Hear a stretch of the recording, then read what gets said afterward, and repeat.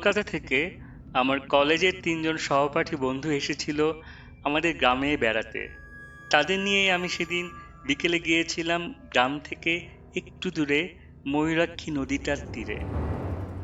ময়ূরাক্ষীর দুই তীর অনেক সুন্দর। ভেবেছিলাম সন্ধ্যার কোল অবধি নদীর ধারে বসে গল্পগুজব করব, আর তারপরে বাড়ি ফিরব। অন্ধকারে মাঠের মধ্যে আসতে পথে সাপখোপের সম্মুখীন যদি হই, এই ভয়ে বাবার পার্সেলের টর্চটা সঙ্গে এনেছিলাম। গরমকাল, 6:30তেও তখন অনেক বেলা, প্রায় 6:30টাই হবে তখন। আমরা 4 জন কবিগুরুর একটি গান নিয়ে আলোচনা করছি।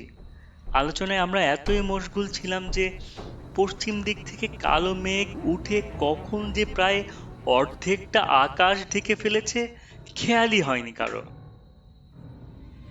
হঠাৎ ঝড় উঠতে খেয়াল হলো, আমরা ধর্মর করে উঠে পড়ি।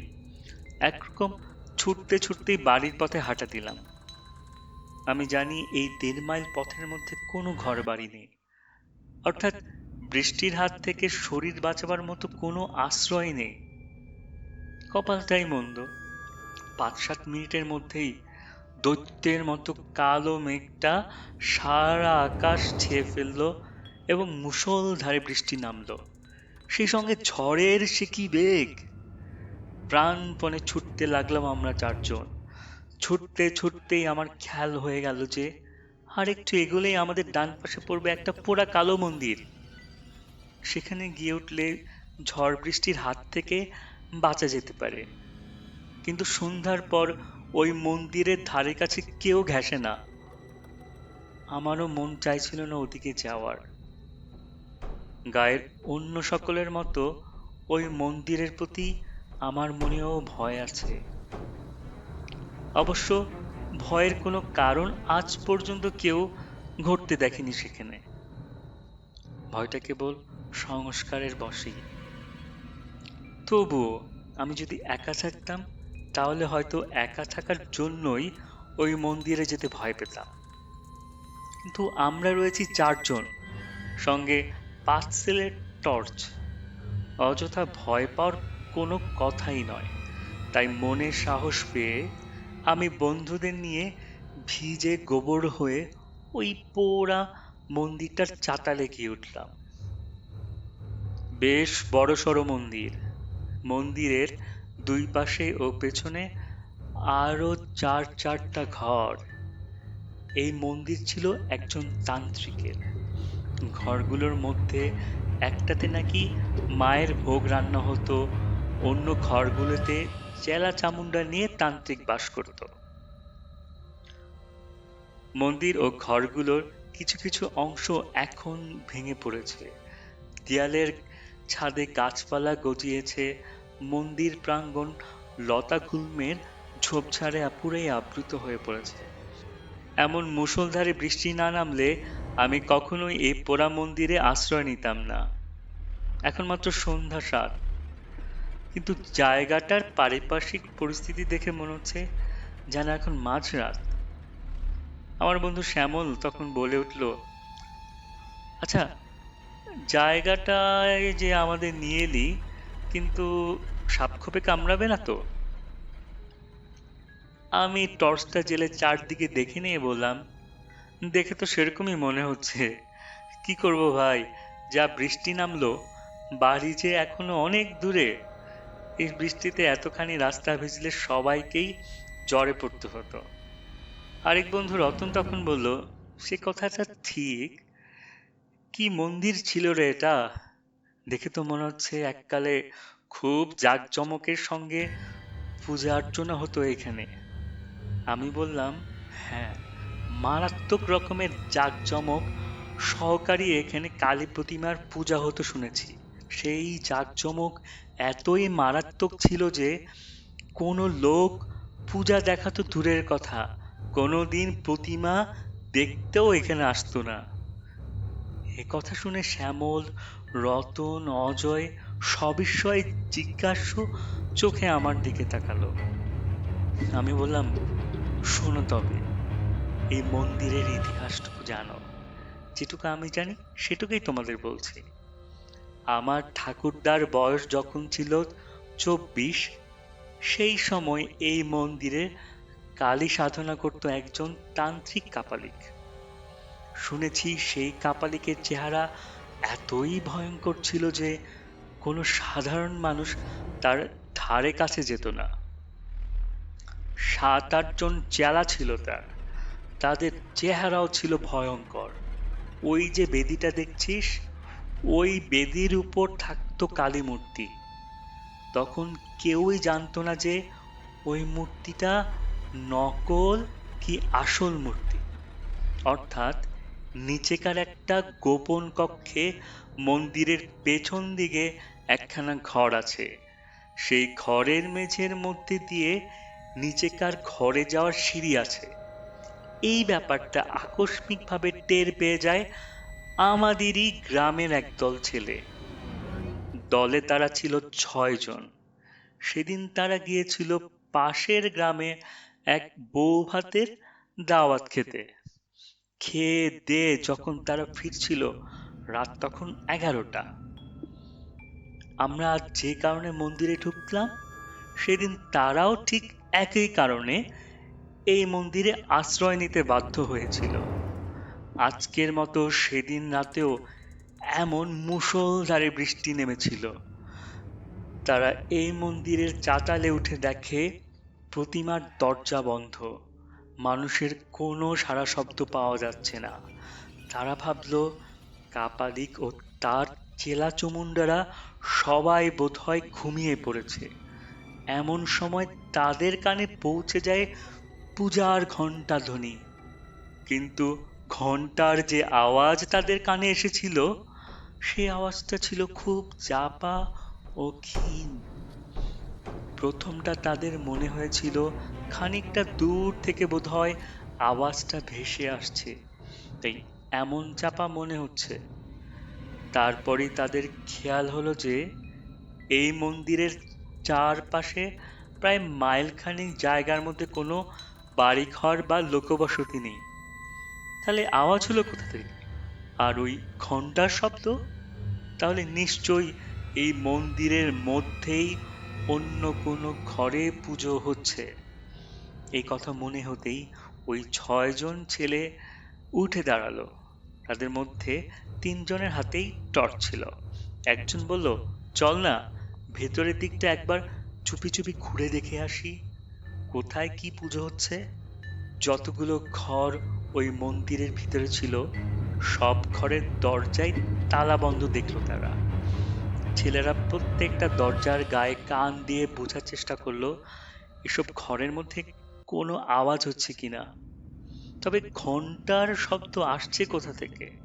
তারপর তারা মন্দিরের পিছন দিকে যেতেই তাদের মনে হলো যেমন ঘন্টার আওয়াজটা এখানে স্পষ্ট।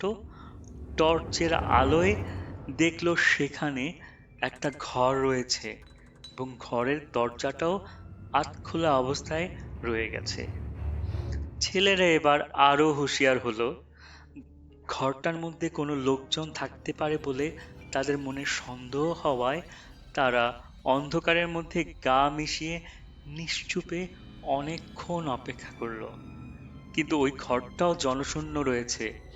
এই ব্যাপারে শেষ পর্যন্ত নিশ্চিত হয়ে তারা সকলে ধীরে ধীরে ওই কক্ষে প্রবেশ করলো। ভেতরে কি আছে এটাই তারা দেখতে চায়। কিন্তু ঘরটার মধ্যে ঢুকতেই ঘন্টার শব্দ আরো স্পষ্ট হয়ে উঠল। এবার তারা বুঝল ওই ঘরের মধ্যেই ঘণ্টাধ্বনির রহস্য লুকিয়ে আছে। টর্চের আলোয় তারা মেঝেতে একটা বিরাট চৌকা ভারী লোহার পাত দেখতে পেল। লোহার পাতটা দেখে তাদের মনে কেমন যেন সন্দেহ জাগলো। খুবই সন্তর্পণে পাতটার দিকে এগিয়ে একজন সেটা টেনে সরাবার চেষ্টা করলো, কিন্তু সেটা এতটাই ভারী ছিল যে একজনের পক্ষে টেনে সরানো সম্ভব নয়। তখন তারা করলো কি, 4 জনে ধরে সেটাকে এমন সাবধানে টানতে লাগলো যাতে কোনো রকমের শব্দ না হয়। খানিকটা টানতেই একটা গর্তের মুখ তারা দেখতে পেল এবং সেই ঘন্টার শব্দ একেবারে স্পষ্ট হয়ে উঠল। বুঝলো এই ঘরের নিচেই কোনো চোরা কুঠুরিতে ঘন্টা বাজছে, এবং সেই ঘরে যাওয়ার এটাই হলো গুপ্ত দরজা। ছেলেরা রহস্যের গন্ধ পেল। এমন গুপ্ত কক্ষে পূজা অর্চনা করার কারণটা কি? নিশ্চয়ই কিছু একটা আছে, এবং সে কারণটা জানবার জন্য তাদের সবার মন আনচান করে উঠল। তারা সেই লোহার পাতটাকে আরো খানিকটা সরিয়ে সেই গোপন দরজা সম্পূর্ণ উন্মুক্ত করে ফেলল। তাদের নজরে পড়ল কয়েক ধাপ সিঁড়ি সোজা নিচের দিকে নেমে গিয়ে ডান দিকে বেঁকে গেছে। গুপ্তকক্ষে যে আলো জ্বলছে তারই আলোয় আলোকিত হয়ে আছে সিঁড়ির বাঁকের মুখটা, ফলে সমস্ত সিঁড়িটাই মোটামুটি দেখতে পাওয়া যাচ্ছে। অতঃপর ছেলেরা কিছু সময়ের জন্য একবারে চুপি চুপি যুক্তি করে স্থির করে নিল যে তারা নিঃশব্দে সিঁড়ি বেয়ে খানিকটা নিচে নেমে দেখবে কি ধরনের পূজা ওখানে হচ্ছে, যে পূজার জন্য এতই গোপনীয়তা প্রয়োজন। সিঁড়ির সেই বাঁক অব্দি নেমে ছেলেরা সন্তর্পণে ডান দিকে দৃষ্টিপাত করে যা দেখতে পেল তাতে তারা ভয়ে বিস্ময়ে একেবারে হতভম্ব হয়ে গেল।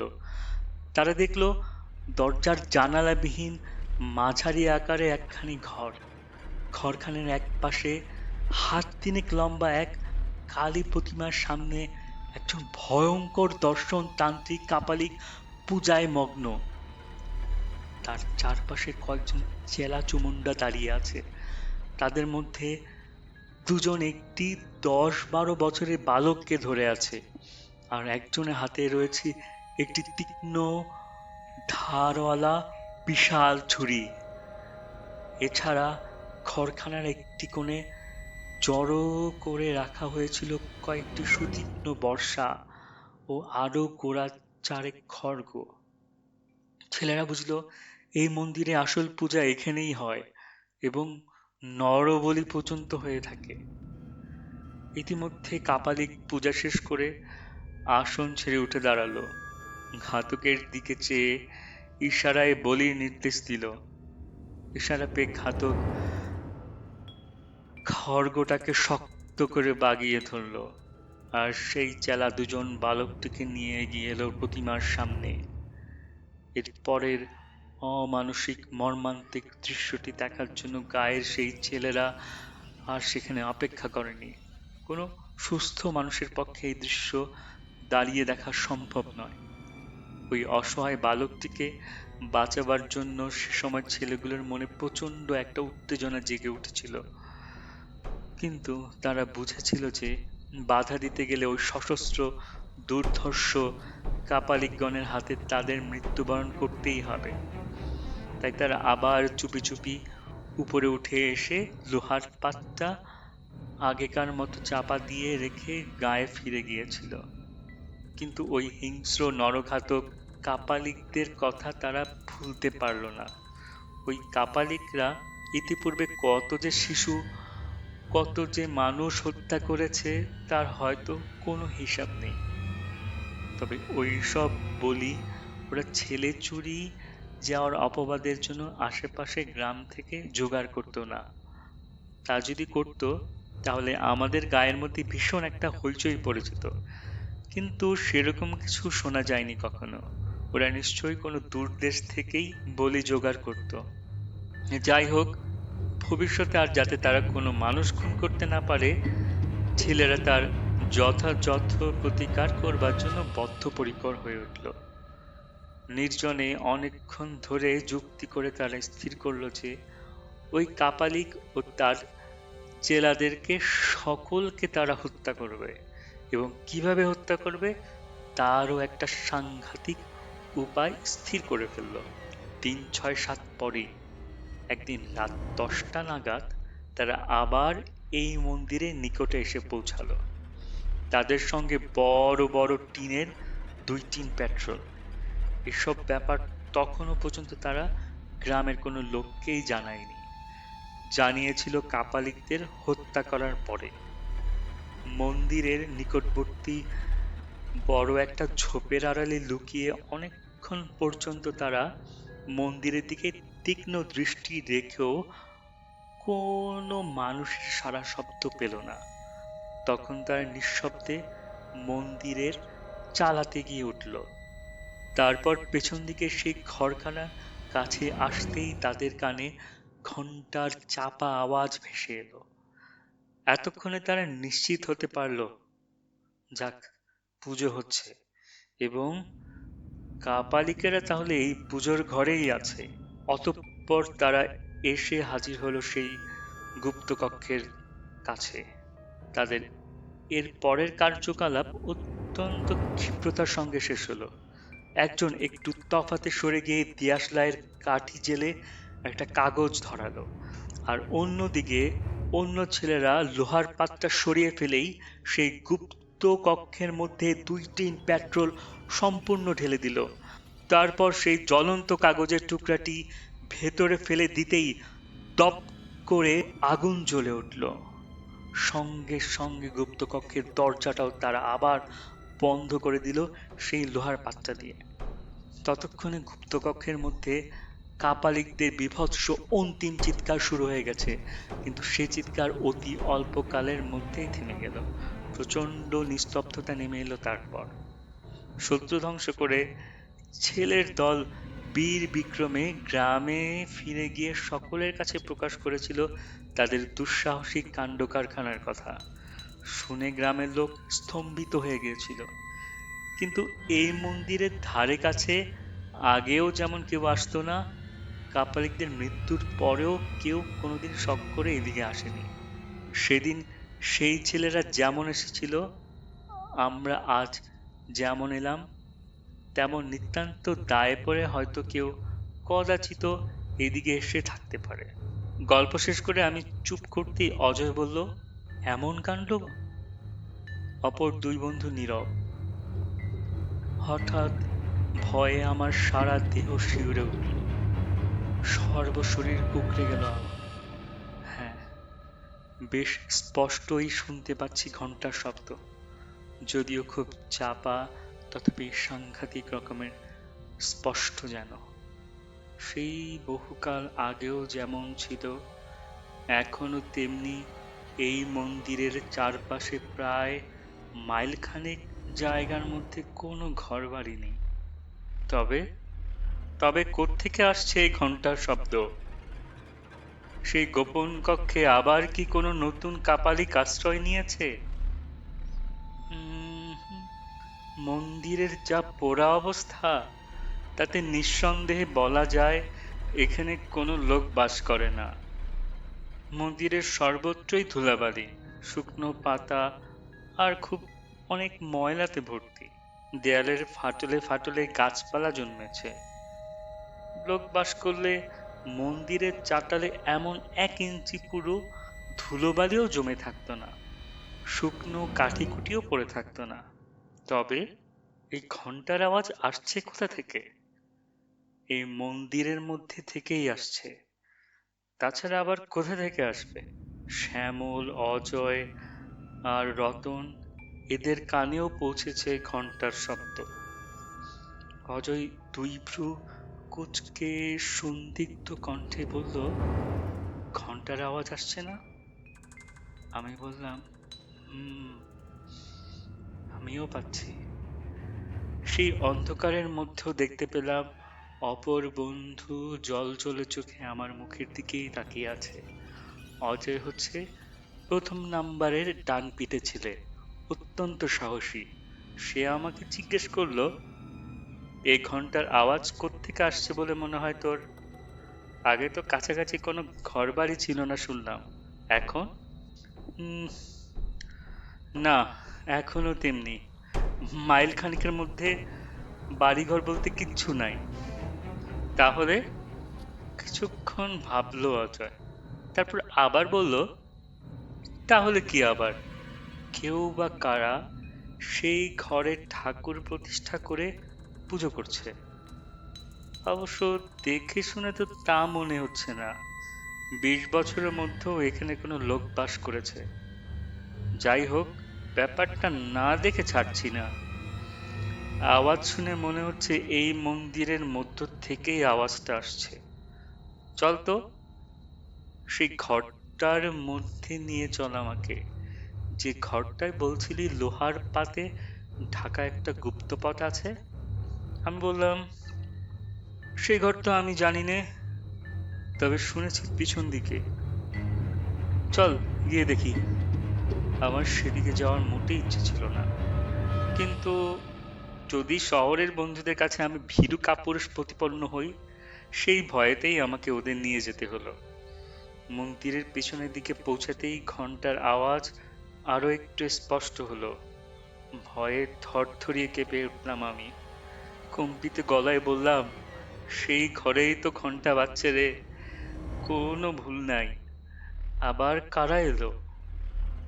আমি ভীত হয়ে পড়েছি। অজয় বোধহয় টের পেয়ে গেল।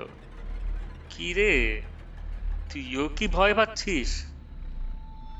না না না, ভয় পাবো কেন? তবে তবে ভাবছি কোনো নরবলি টরবলি হচ্ছে না তো। অজয় বলল, দেখা যাক না কি হচ্ছে।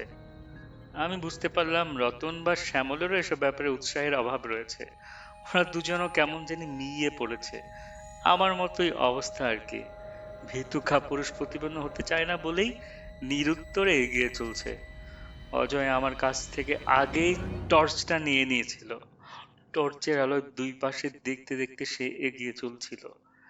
যে কটা ঘর দেখলাম, কোনো ঘরেই দরজা জানলা নেই। সব ওই পোকাতে নষ্ট করে ফেলেছে, ভেঙে চুরে পড়েছে সব। সর্বত্র ধুলোবালি, নোংরা ইত্যাদিতে ভরা। এখানে কোনো লোকের যাওয়া আসা থাকলে এই পুরো ধুলির উপর পায়ের দাগ নিশ্চয়ই থাকতো, কিন্তু কোনো পায়ের চিহ্ন নেই। এমনকি কোনো জন্তু জানোয়ার পর্যন্ত না। শুধু আমরাই কজন সুস্পষ্ট পদচিহ্ন ফেলে এগিয়ে চলছি। অসম্ভব, এখানে কোনো মানুষ থাকতে পারে না। কথাটা আচমকা বলল অজয়। তবে আমি আর শ্যামল দুজনে একই সঙ্গে প্রশ্ন করে বসলাম। অজয় বলল, তবে যে কি, সেটাই তো জানতে চাচ্ছি। আমরা সেই ঘরটার মধ্যে এসে হাজির হলাম। মুখে চোখে মাকড়সার জালের স্পর্শ পাওয়া গেল। এই ঘরের লোকের যাওয়া আসা থাকলে কি এমন মাকড়সার জাল ছড়িয়ে থাকতো? এবার উজ্জ্বল টর্চের আলোয় মেঝের দিকে তাকিয়ে দেখতে পেলাম একটা বিরাট মরচে ধরা লোহার পাত পড়ে রয়েছে। ঘরের মেঝে ও লোহার পাতটার উপর আধা ইঞ্চি পুরু ধুলোর আস্তরণ জমে রয়েছে। এখানে ঘন্টার শব্দ আরো স্পষ্ট। একটানা ঘন্টা বেজে চলছে, মনে হচ্ছে যেন আরতি হচ্ছে। আমরা প্রত্যেকেও বুঝতে পারলাম যে এই ঘরের নিচ থেকেই ঘন্টার আওয়াজ আসছে। যেখানে লোকজনের কোনো অস্তিত্ব নেই, সেখানে ঘন্টা বাজে কি করে? এ কি অলৌকিক কাণ্ড! আমার গায়ের লোম খাড়া হয়ে উঠল। ভীষণ একটা বিপদের ইঙ্গিত পাচ্ছি যেন। আশ্চর্য, অদ্ভুত।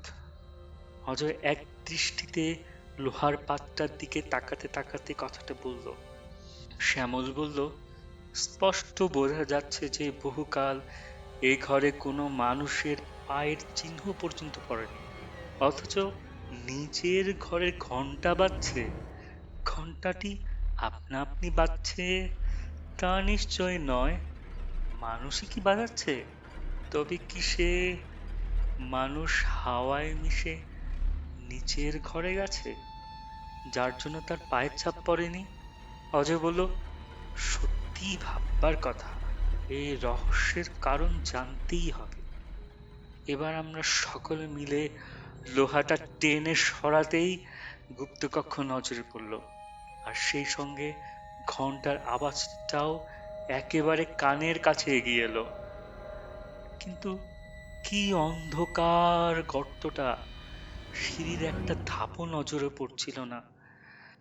নিচের ঘরে নিশ্চয়ই কোনো আলো জ্বলছে না। ছোট একটা প্রদীপ জ্বললেও তার আলোর রেখা নিশ্চয়ই আমাদের নজরে পড়তো, এবং সিঁড়ির নিচের দিকটা অন্তত আবছাভাবে আলোকিত হয়ে থাকতো। তবে কি অন্ধকারে বসেই পুজো করছে কেউ? এ কি অস্বাভাবিক ব্যাপার না? অজয় চুপি চুপি বলল, আমার পিছু পিছু আয় তোরা।